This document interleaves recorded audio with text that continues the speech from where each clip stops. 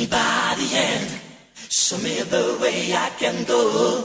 Take me by the hand. Show me the way.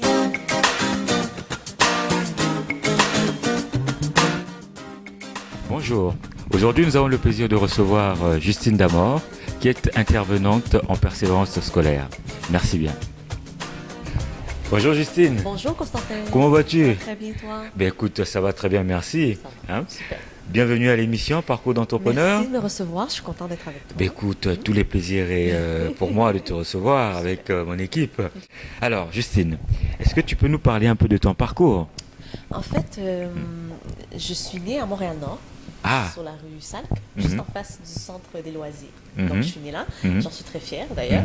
Je suis née de parents immigrants qui proviennent d'Haïti, qui sont installés là dans les années 60, fin 70, début des années 80. J'ai étudié au Cégep Antique en psychologie. En fait, c'est sciences humaines, profil individu, donc c'est de la psychologie, l'être humain dans son environnement. Ensuite, j'ai terminé mon DEC à 18 ans en 2006 et je me suis inscrite à l'Université de Montréal en psychologie et sociologie. C'est un bac bidisciplinaire. Mais pourquoi la psychologie? J'ai toujours été intéressée par le comportement de l'être humain. Qu'est-ce qui le pousse à, peu importe, que ce soit les comportements déviants, que ce soit les comportements en lien avec les addictions, des choses comme ça m'a toujours fascinée. Donc, mais je me suis toujours dit que la psychologie seule ne peut pas répondre à une question en lien avec le comportement humain. Tout à fait. L'environnement aussi joue un rôle, un facteur important. Donc, c'est la psychologie de l'être humain et aussi son environnement qui le pousse à intégrer un groupe, je sais pas moi, radicaliste, des choses comme ça. Là. Donc, c'est vraiment pour étudier. Apporter cette formation de baccalauréat en psychologie, justement. Mes études m'ont permis d'étudier l'homme dans son environnement. Terminé ton baccalauréat.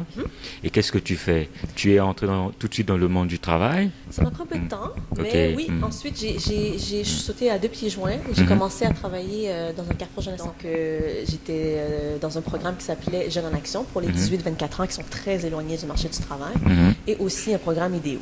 Ça a duré quelques mois, mais ensuite j'ai fait un retour au Bercail, donc je suis retournée dans le quartier Montréal-Nord pour travailler au Carrefour Jeunesse Emploi Bourassa-Sauvé.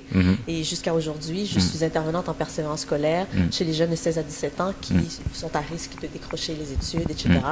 Donc, c'est ce que je fais. Et en quoi consiste justement ce travail d'intervenante en décrochage scolaire? Ce que je fais, c'est d'offrir la possibilité aux jeunes de se découvrir et de soit rester à l'école ou d'être en projet de vie.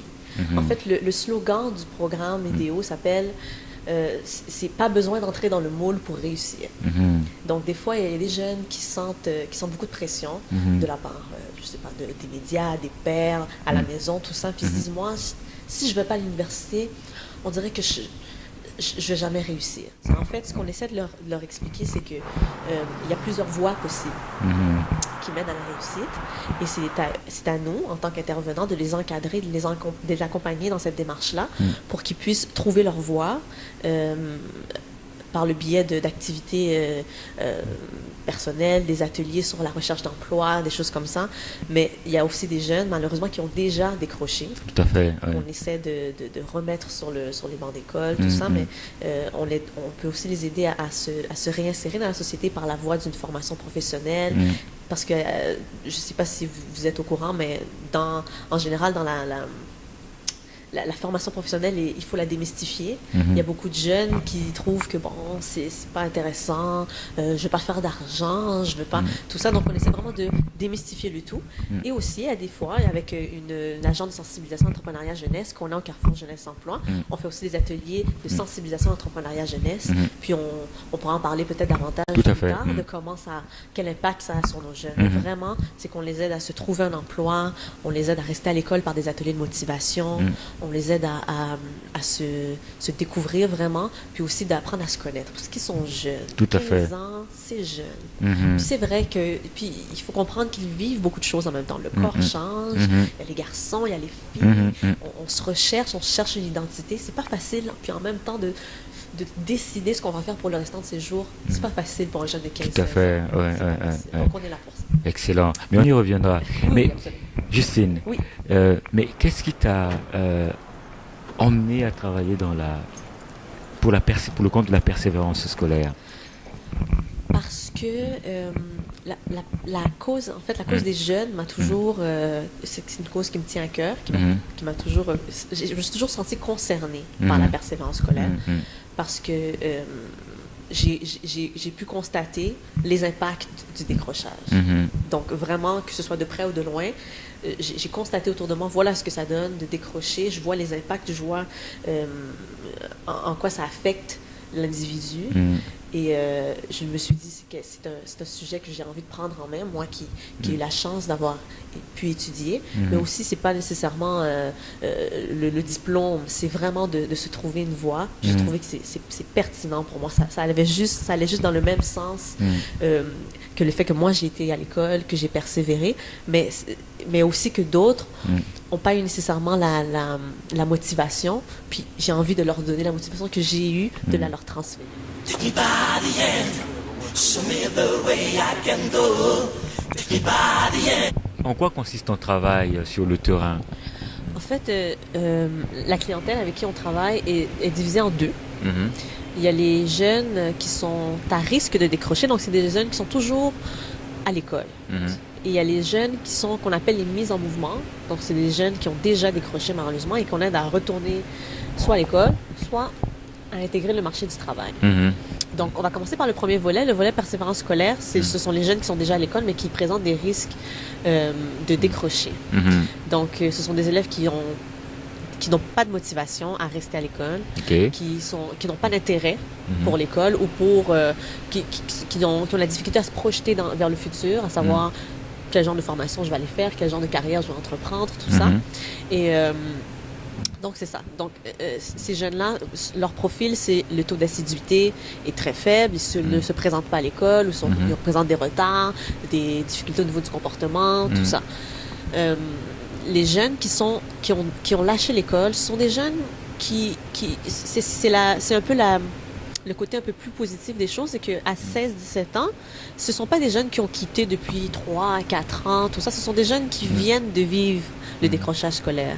Donc, c'est un peu plus facile de les raccrocher ou de les avoir vers nous au Carrefour Jeunesse Emploi parce qu'il n'y a pas longtemps qu'ils étaient à l'école. Donc, quand c'est le temps de reprendre un parcours d'intégration aux études, c'est pas très loin derrière. C'est pas comme prendre un adulte dans la quarantaine puis de le remettre sur les bancs d'école, c'est très difficile.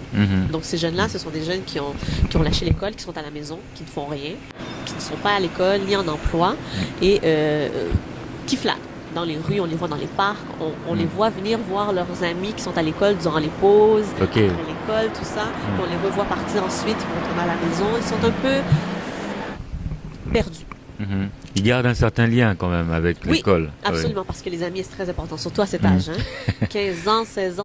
Ce que ça veut dire, en fait, ce sont des jeunes qui dès l'âge de la rentrée scolaire où ils doivent fréquenter l'école, donc 5 ans environ, on constate qu'ils ont la difficulté au niveau du développement cognitif, donc troubles d'apprentissage, des choses comme ça. Donc ces jeunes-là, il y en a beaucoup qui sont dans des classes spéciales. Puis, donc déjà, il y a l'effet de l'étiquetage qui peut subvenir. Ils sont dans une classe spéciale, donc ils vont se comporter en spéciaux.